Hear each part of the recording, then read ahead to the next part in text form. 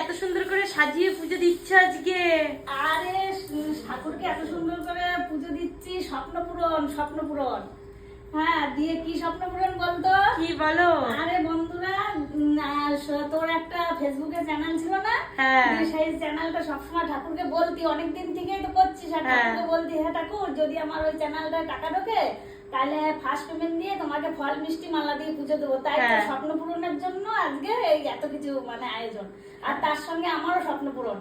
কি বলতো, আমি সবসময় ফোন করতাম তো, আর ওই ইউটিউবে ফেসবুকে রান্না বান্না গুলো দেখতাম, আর তোর শ্বশুরকে বলতাম যে এই আমিও না এরকম ফেসবুকে রান্না করে ছাড়বো এরকম তা ছাড়ো। তা আমি তো আর পারতাম না, মানে রান্না করতে পারতাম, কিন্তু একজন ক্যামেরা দেওয়ার তো লোক থাকতো, তাই বলতো যে বৃষ্টি বড় হোক, তারপর বৃষ্টির সঙ্গে তুমি করবা। তাই সেই ক্ষেত্রে তোর সঙ্গে আমারও স্বপ্ন পূরণ হলো।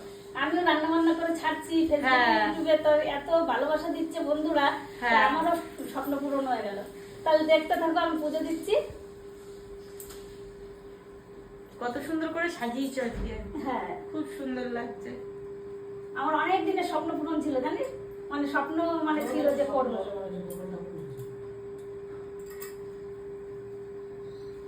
আমার একটা স্বপ্ন ছিল গোপালটা করবো। দেখো পরিয়ে দিয়েছি কৃষ্ণকে মালা, রাধাকেও পড়াবো।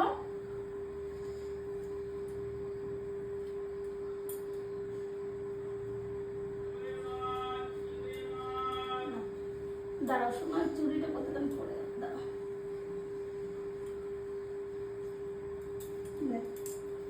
হ্যালো বন্ধুরা, আমার বৌমার জন্য আমার আজকে স্বপ্ন পূরণ হলো।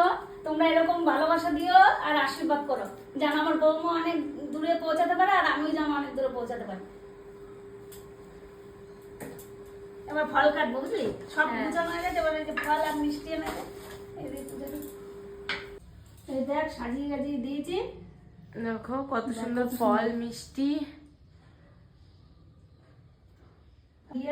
আর ঠাকুরের মুখটা মনে হয় হাসি হাসি। হ্যাঁ, ঠিক আছে চলো।